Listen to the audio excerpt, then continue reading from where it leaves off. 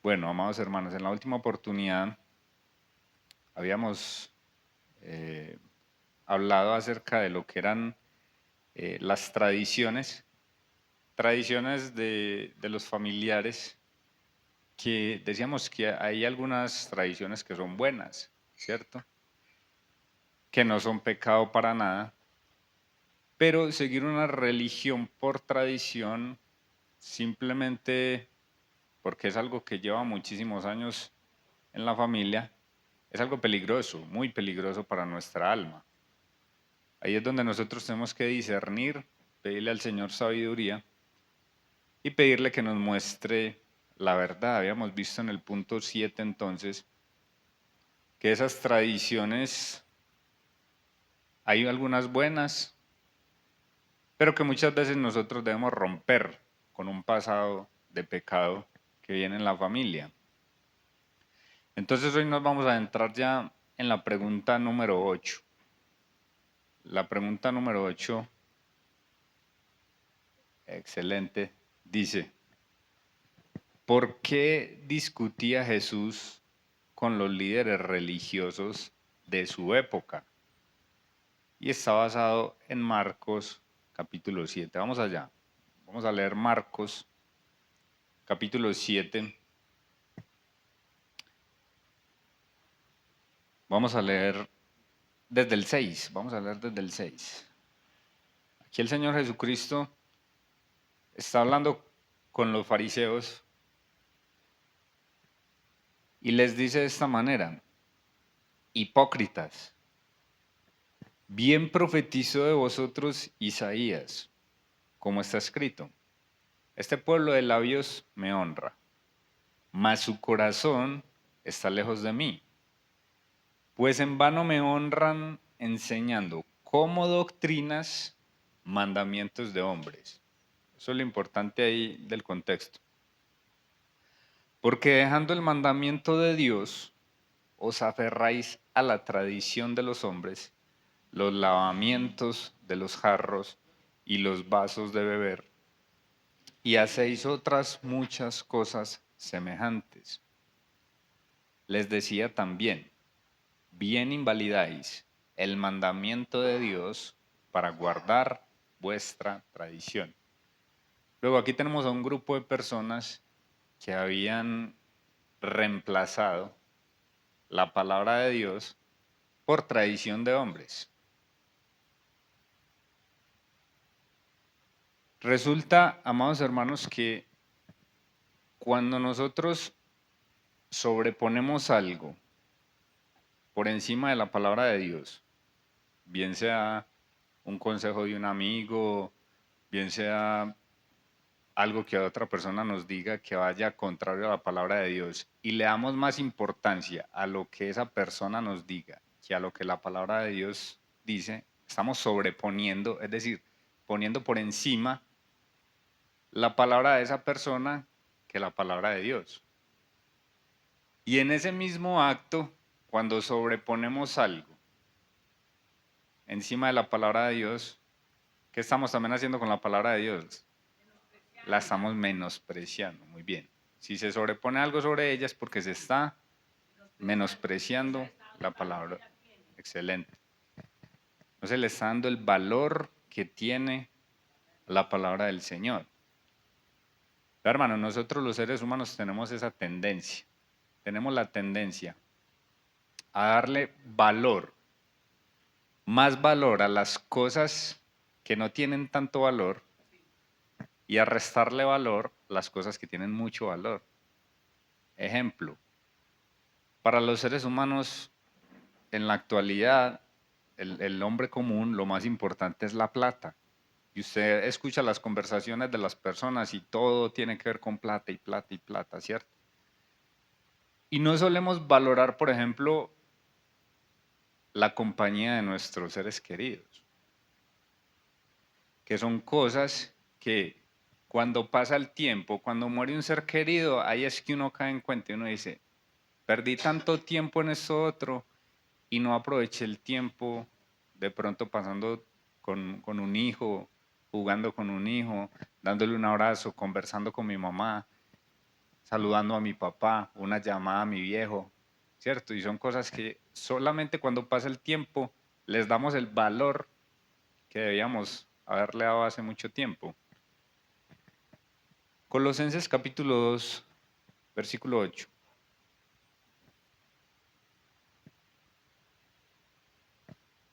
Mirad que nadie os engañe por medio de filosofías y huecas sutilezas, según las tradiciones de los hombres, conforme a los rudimentos del mundo y no según Cristo.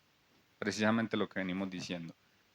Sobreponer filosofías, sobreponer religiones, sobreponer ideas por encima de la palabra de Dios. Valga la redundancia, que si estamos diciendo sobreponer ya es poner algo encima. Y al hacer eso menospreciamos la palabra de Dios. ¿Por qué discutía Jesús con los líderes religiosos de su época? ¿Quién levanta la mano? ¿Quién quiere compartir? Alberto.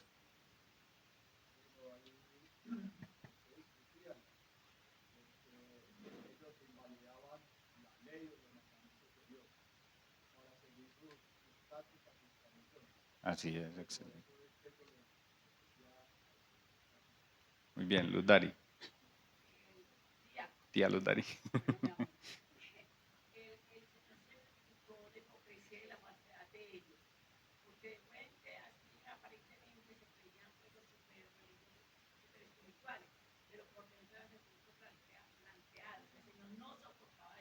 Así es. María Elena. Excelente. Hermana, iba a decir lo mismo.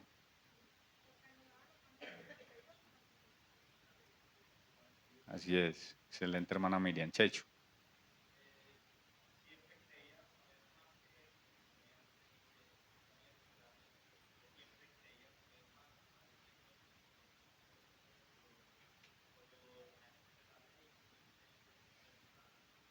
Esa está muy buena, Sergio. ¿Sabes por qué? Porque, claro, cuando uno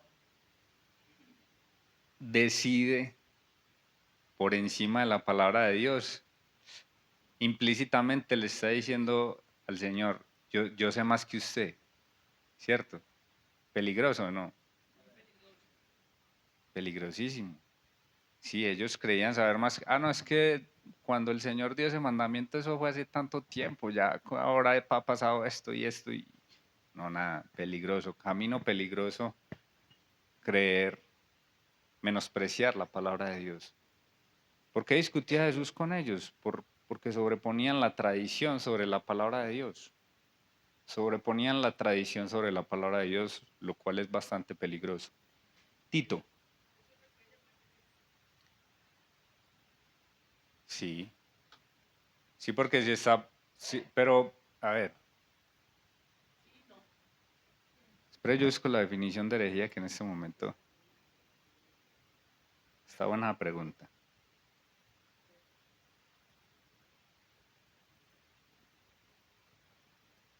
Porque es que hay cosas que van en contra de la palabra de Dios. Y uno decir algo que va en contra de la palabra de Dios, herejía. Pero hay cosas que no están en la palabra de Dios, pero que necesariamente no van en contra de eso. ¿Me hago entender? Ejemplo de esas tradiciones de ellos, ¿cierto? Que no necesariamente llegan a contrariar la palabra de Dios, pero sí le agregan cosas. Entonces creo que no llegaría al punto de herejía, creo que no llegaría al punto de herejía, pero sí es menospreciar la palabra de Dios. Ah, vea, esta definición está buena en el diccionario porque dice que una herejía es una creencia o doctrina contraria a los dogmas de fe. Entonces ellos no necesariamente están haciendo algo contrario, pero sí están como añadiendo a la palabra del Señor, menospreciando. Mi hermano Guille.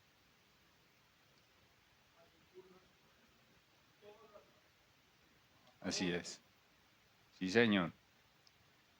Tito capítulo 1, leamos desde el versículo 10.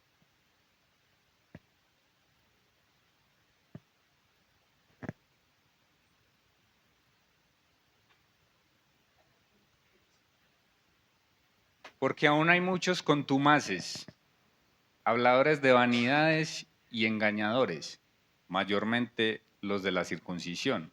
¿Qué estaban haciendo, por ejemplo, los judaizantes? Los judaizantes iban pasando por donde los apóstoles predicaban el Evangelio de Cristo y ellos lo que decían es que sí, que la obra de Cristo nos redime, pero que había que añadir algo más, la ley, cumplir la ley.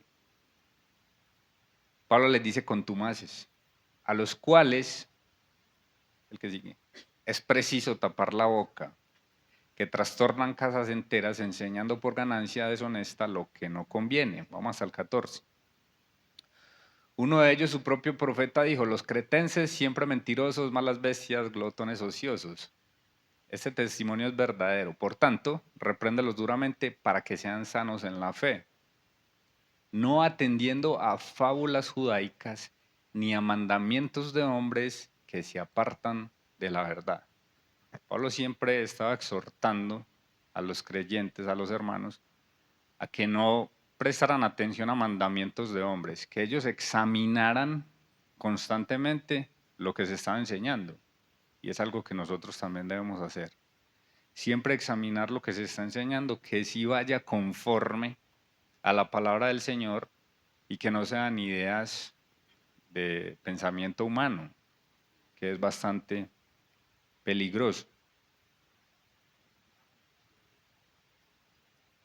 Este.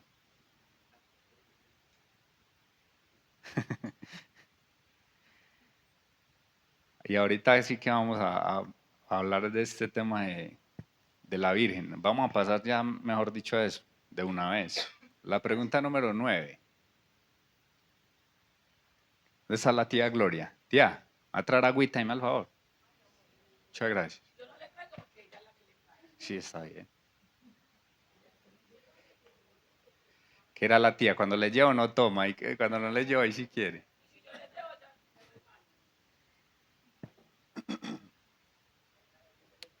La pregunta número 9. Muchas gracias.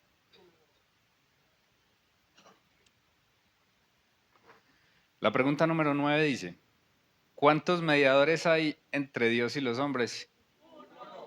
Eso es lo que quería escuchar al unísono, esa palabra.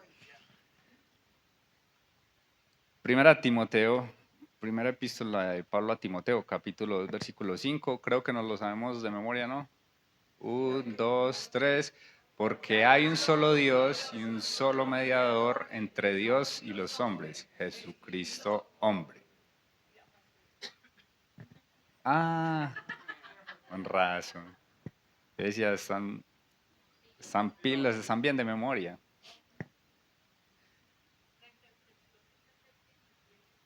Exacto. ¿Cuántos mediadores hay entonces? Uno. Uno. ¿Qué es un mediador? Muy bien. Exacto, un intercesor, un intermediario que aboga por otro, exacto, que actúa de árbitro entre dos partes. No, porque abogado es como hacia una unilateralmente, ¿cierto? El mediador está entre los dos. ¿Cree que la Virgen puede mediar por nosotros? No, absolutamente no. Mire, vea lo que dice aquí al ladito que dice. Aquí en el recuadro de la izquierda la hojita. A la luz de 1 Timoteo capítulo 2 versículo 5, ¿qué opina de estas frases tomadas del rosario? Salve, Señora abogada nuestra, vuelve a nosotros esos tus ojos misericordiosos. Eso no tiene base bíblica, no tiene fundamento bíblico. Santa María, Madre de Dios, ruega por nosotros pecadores ahora y en la hora de nuestra muerte. Amén. No tiene base bíblica. Ahora, la primera parte que mencionan de eso es cuando dice Dios te salve María. Ahí, esa partecita tiene fundamento bíblico. Pero no, el Dios te salve es como el saludo. Ese era el saludo, salve muy favorecida. Ese era el saludo, la salutación. No, no es que le está diciendo que Dios te salve. Es una salutación. Pero esa primera parte que dice, Dios te salve María, bendita tú eres entre todas las mujeres y bendito el fruto de tu vientre Jesús. Esa parte tiene base bíblica, amén. Yo a la palabra de Dios le digo amén. Ya la otra parte, ya cuando dicen así, ruega por nosotros pecadores y eso, ahí sí no hay base bíblica para nada. Exacto. Excelente. Eso ya es un anexo que le hace el hombre y precisamente estamos viendo lo peligroso que es cuando el hombre añade a la palabra de Dios. Vamos a Lucas 1.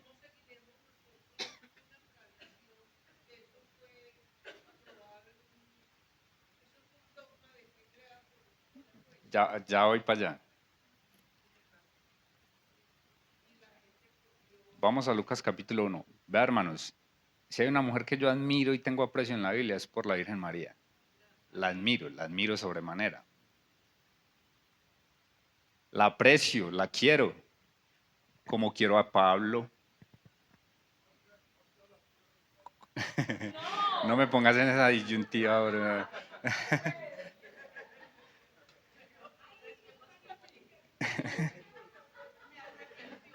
Pero la quiere uno, la admira uno como a tantos personajes de la palabra de Dios, ¿cierto? Que el profeta Daniel, la reina Esther, Ruth, son mujeres que admira uno. Exacto, y tuvo un gran privilegio, como ella misma lo dice, pero ella no es mediadora.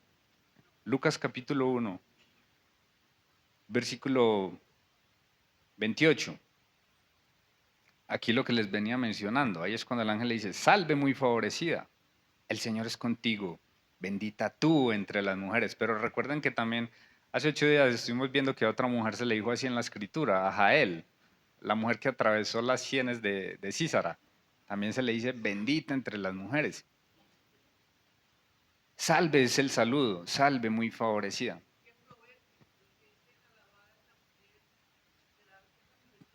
Mujer, exacto, sí. Así como se alaba a una persona que hace algo bien, ¿cierto? No hay nada de malo en eso. Pero no se adora, ni se venera.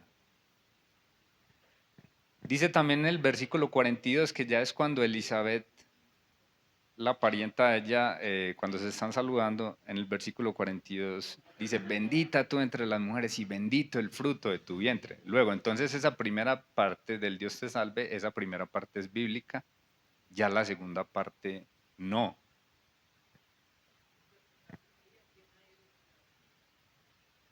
El Señor es contigo, bendita tú entre las mujeres, bendito el fruto de tu vientre Jesús. Toda esa parte.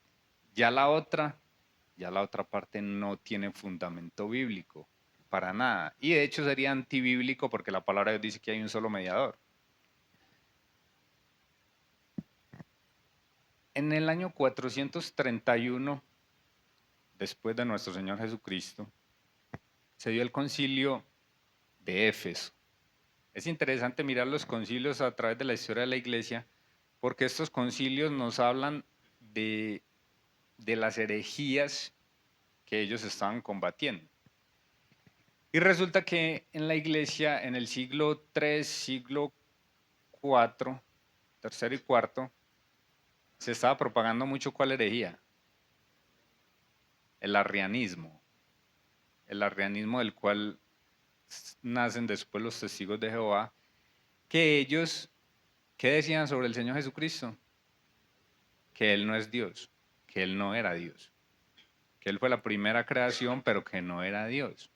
Eso es una herejía, que es contraria a la palabra de Dios.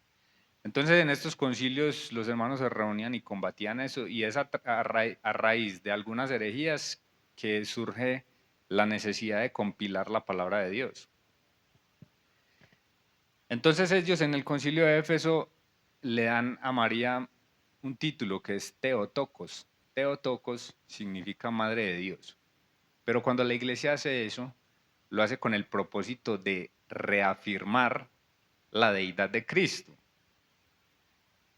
Pero lamentablemente a partir de eso empieza la veneración a María, se empieza a distorsionar la cuestión y empiezan a venerar a María. Pero ese no era el propósito del concilio, el propósito era reafirmar la deidad de Cristo. Éfeso, Concilio de Éfeso en el año 431. Pero miren que incluso con buenas intenciones, al peligro que se puede llegar cuando se confía en esto. Los credos de la iglesia es bueno analizarlos, hay muchos y es muy bueno, y es bueno leerlos y conocerlos, pero nunca se deben poner por encima tampoco de la palabra de Dios. No se pueden poner por encima de la palabra de Dios. Y luego, mire que es algo bien tardío en la historia.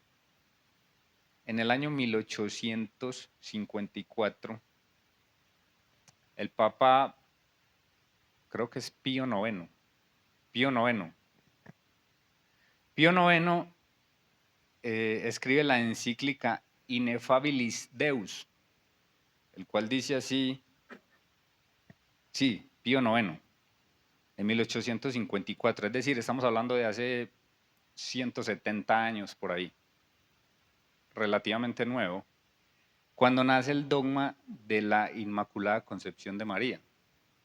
La Inmaculada Concepción de María es que la Iglesia Católica cree que ella fue preservada del pecado aún antes de nacer, que ella nació sin pecado, que ella nació sin pecado. Lo cual contradice la palabra del Señor, porque ella misma reconoce su necesidad de un Salvador. Ya vamos a mirar, pero les quiero leer esta encíclica que dice: la Santísima Virgen María, en el primer instante de su concepción, fue preservada inmune de toda mancha de pecado original por singular gracia y privilegio de Dios omnipotente, en vista de los méritos de Jesús Cristo, Salvador del género humano. No vayan a decir amén. Este dogma, esta doctrina, miren que es bien tardío en la historia de la iglesia, porque antes la respetaban y todo esto, pero ya esto ya lleva a la veneración, incluso adoración. Hay muchas personas que la adoran, cuando nosotros solo debemos adorar a Dios. Solo adorar a Dios. Y mire que ella misma reconoce su necesidad del Salvador. Ahí mismo en Lucas 1, el verso 47, oración preciosa, el Magnificat.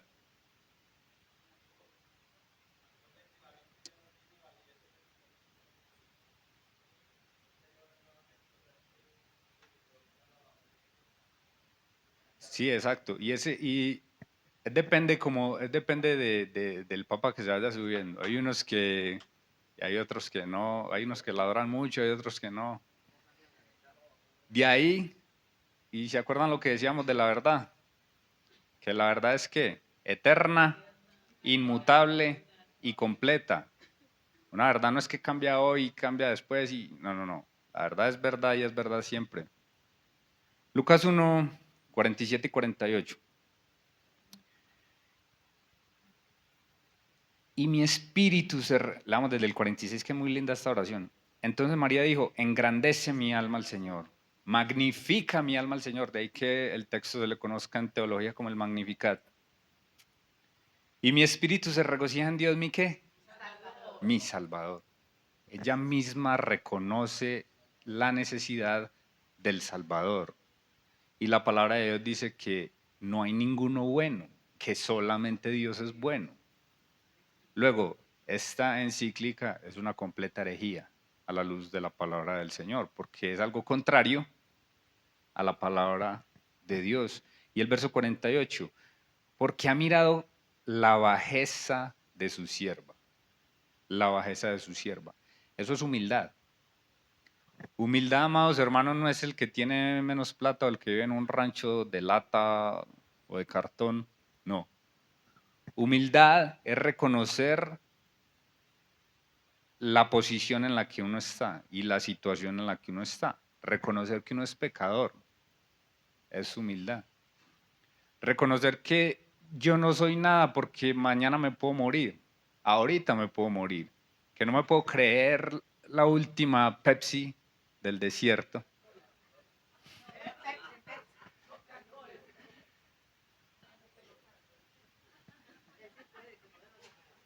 No me puedo creer la última gaseosa del desierto porque mañana o ahorita mismo puedo morirme.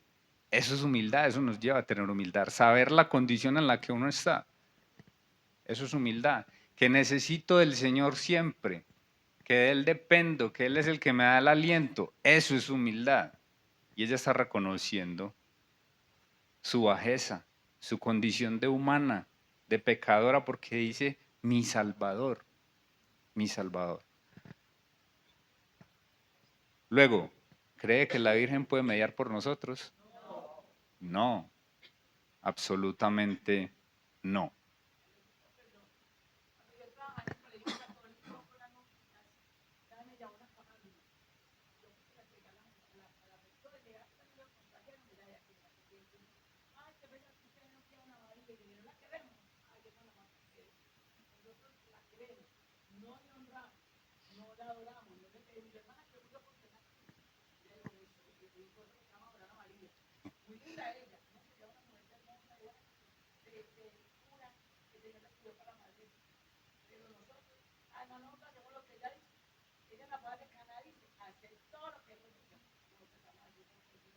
Bueno, buen punto ese, porque también hay muchas personas católicas que dicen que ese es el mandamiento de María, que ella nos manda, que ella nos manda a hacer lo que Jesús dice.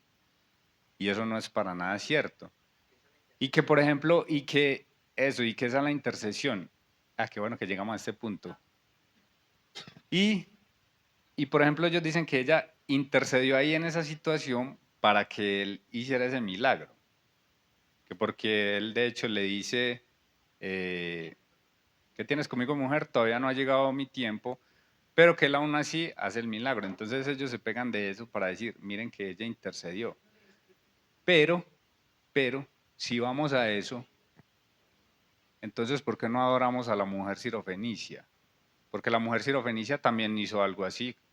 Porque el Señor le dice, ¿qué tienes? Le dice, mujer, yo no soy enviado sino a las ovejas perdidas de Israel, ¿cierto? Y él le dice, no está bien darle la comida para los hijos, echarla a los perrillos. Y esa mujer con esas palabras preciosas le dice, sí, Señor, pero aún los perrillos se alimentan de las migajas que caen de la mesa. Y el Señor Jesucristo, ¿qué hizo? ¿Y le hizo el milagro o no?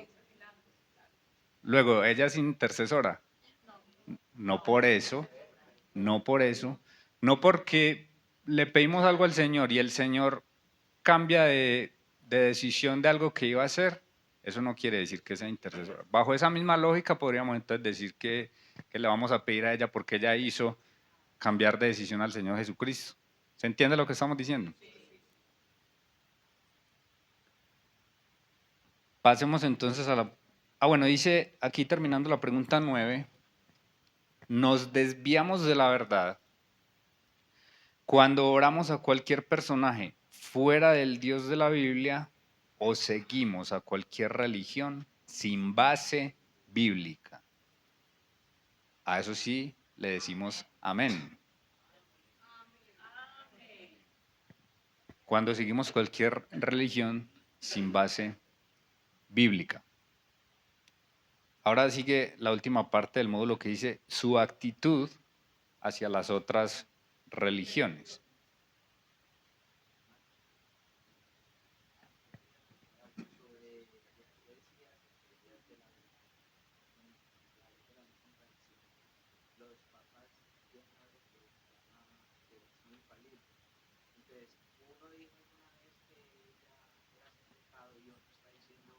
Ujú. Excelente, Willy. Sí, lo que hablamos hace 8 días de la ley de no contradicción. Y si los papas son infalibles, porque uno dice una cosa y después el otro dice algo completamente contrario? Así es, excelente, Willy. Pregunta número 10. ¿Qué instrucción le da Primera de Pedro, capítulo 3, versos 15 y 16?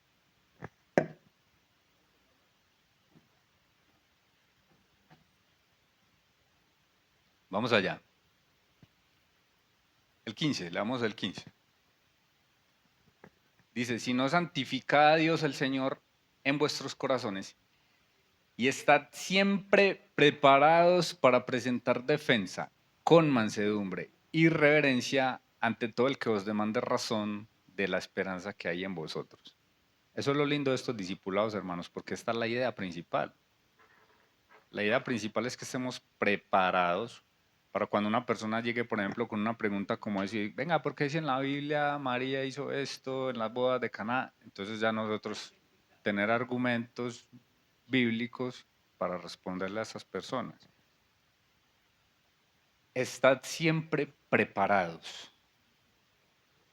Y el verso 16, teniendo buena conciencia para que en lo que murmuran de vosotros como de malhechores, sean avergonzados los que calumnian vuestra buena conducta en Cristo. Hermanos, si nosotros estamos bien preparados, bien cimentados en la palabra de Dios, si una persona llega con una pregunta malintencionada, nosotros vamos a responder bíblicamente y ellos cómo van a quedar? Avergonzados. Siempre y cuando usted y yo estemos preparados para responder a estas personas. Apologética. Viene del griego apología. Significa una declaración razonada o una defensa verbal. En cierto sentido, todos los verdaderos creyentes debemos ser apologetas, no solamente los estudiosos, los eruditos. Sí, una declaración razonada o una defensa verbal. Eso es la apología o la apologética. Luego, este texto que acabamos de leer ahí en Primera de Pedro, ¿será que es una sugerencia o un mandamiento? Es un mandamiento, hermanos. Tenemos que estar preparados. Es un mandamiento, es un mandato bíblico. Nosotros, amados hermanos, debemos responder todas las preguntas. Aún las preguntas malintencionadas, que muchas personas de pronto lo dicen en el sentido de burla y eso, y hacen sus preguntas, y uno de pronto puede decir, este lo está diciendo como con mala intención, no le va a responder nada. No, hay que estar preparado para responder incluso esas preguntas malintencionadas. Y ojo, debemos hacerlo con gentileza y con respeto. Con gentileza y con respeto. No caer de pronto en el mismo juego que traigan las personas. Ni por contender. Así es. ¿Qué instrucción le da Primera de Pedro 3, 15 y 16? ¿Quién me dice? Hágale, mi hermano. Sí, señor.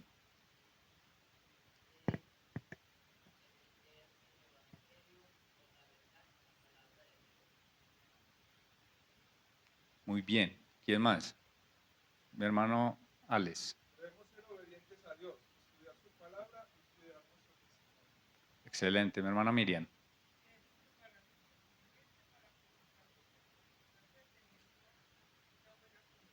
Preparados con diligencia. Muy bien. Mi hermana Miriam también.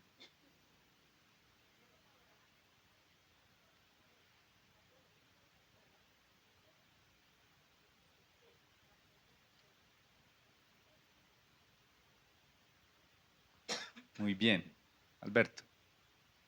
Tener buen testimonio y tener buena conciencia de lo que murmuran. Muy bien, Guille.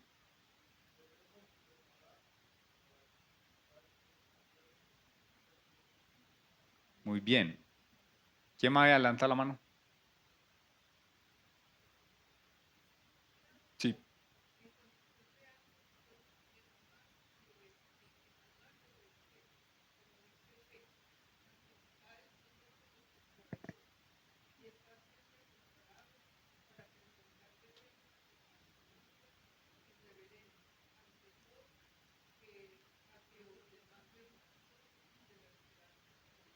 Muy bien. Mire el orden el orden de los factores.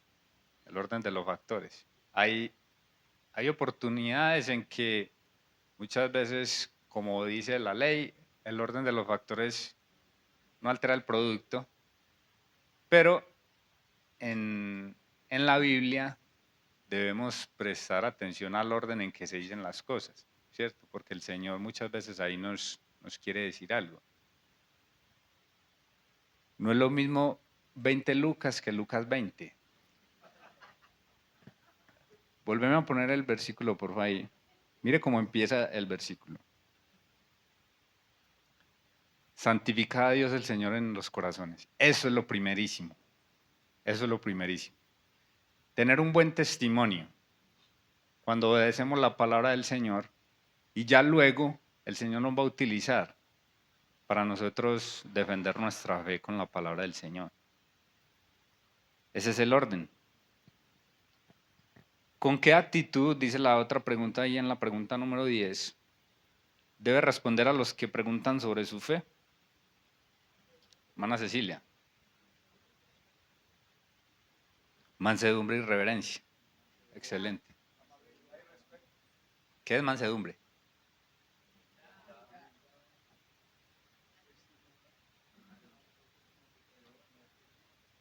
Mi hermano Oscar.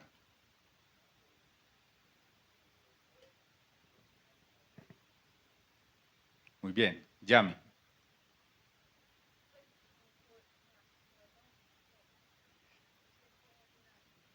Excelente.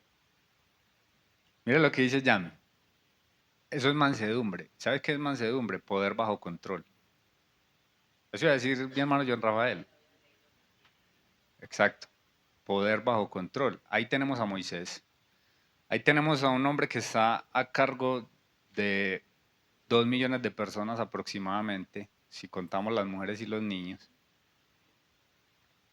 Y, hermanos, donde Moisés le diga al Señor, acabe con esta gente ya, ya no me los aguanto. El Señor lo hace porque de hecho el Señor lo iba a hacer y es por la intercesión de Moisés que Él no lo hace. Ahora, Moisés es intercesor. En su tiempo lo fue para el pueblo, pero no es que nosotros ahora vamos a pedirle aquí a Moisés que nos ayude con algo, ¿cierto? Que ese es otro argumento que uno le puede decir a las personas. Bueno, es intercedió a través de eso, entonces también lo vamos a poner como mediador. Para nada. Moisés dice que era el hombre más manso en la tierra, porque tenía poder bajo control. Poder bajo control. Nunca dejó que sus emociones tomaran decisiones por él en un momento de calentura o algo así. Siempre tuvo el poder bajo control, el dominio propio. ¿Quién alzó la mano? Sergio.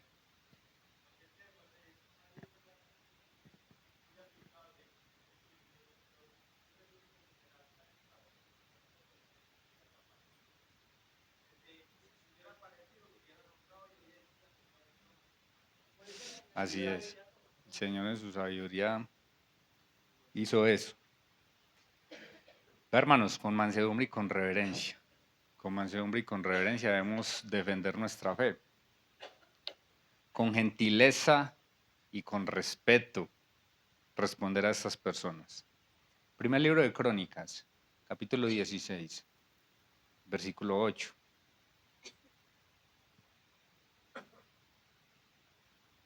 Alabad a Jehová, invocad su nombre, dad a conocer en los pueblos sus obras. Nosotros, hermanos, debemos testificar de Cristo, no solamente cuando le anunciamos a las personas que nunca han escuchado.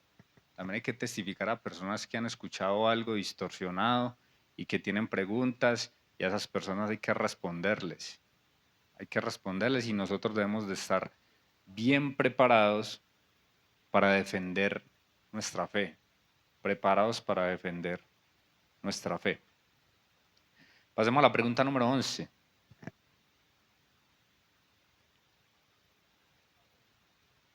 El tiempo se nos viene encima y esto se acabó. ¿Qué actitud tenía Jesús hacia los no creyentes? ¿Por qué? Mateo capítulo 9, 36 al 38.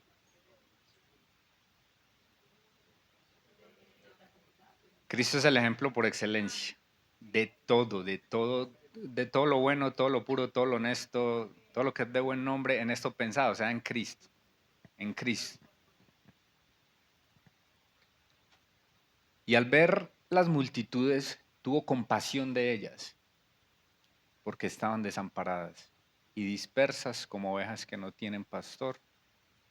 Entonces dijo a sus discípulos, a la verdad la mies es mucha, mas los obreros pocos. Rogad pues al Señor de la mies que envíe obreros a su mies. Yo creo que todos nosotros cuando vemos multitudes en un concierto de Bad Bunny o algo así, uno le anda es como rabiecita, ¿no? En vez de compasión le anda uno como rabiecita y como ganas de darles calvazos a todos a ver si aprenden. Vuelos con la Biblia, darles eso, y toda esa multitud uno dice, pero qué gente tan tonta. Pero mire la actitud del Señor Jesucristo. Qué precioso es el Señor. Tuvo compasión de ellas, como ovejas sin pastor. Y esa es la misma actitud que nosotros debemos de tener. ¿Por qué? ¿Qué respondieron ahí? Porque ahí dice, ¿qué actitud y por qué? Porque estaban desamparados. Mi hermana Ángela.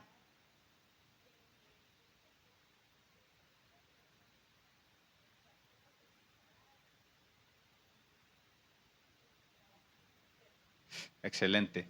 Mire el Señor cómo los ve, como lo que realmente son personas vulnerables, personas que están a merced de ideas, de filosofías, de lobos, que los lobos fácilmente las atraparon. El Dios de este siglo y el Señor tiene compasión de ellas. Hermana Elizabeth. Búscame Mateo 20.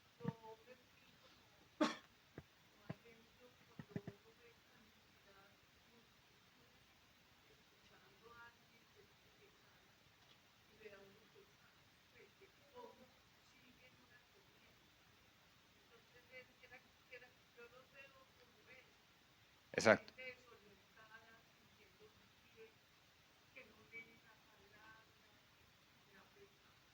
Pero ¿sabes qué? Mire que la Biblia no dice que el Señor tuvo pesar, sino que compasión. ¿Sabe cuál podría ser la diferencia ahí? El pesar es, qué pesar, qué pecado, y listo, hasta ahí llegó. La compasión nos mueve a algo. La compasión nos mueve a algo tan importante que muchas veces menospreciamos, y es orar. Porque el mismo Señor dice, oren al Señor de la mies que envió obreros.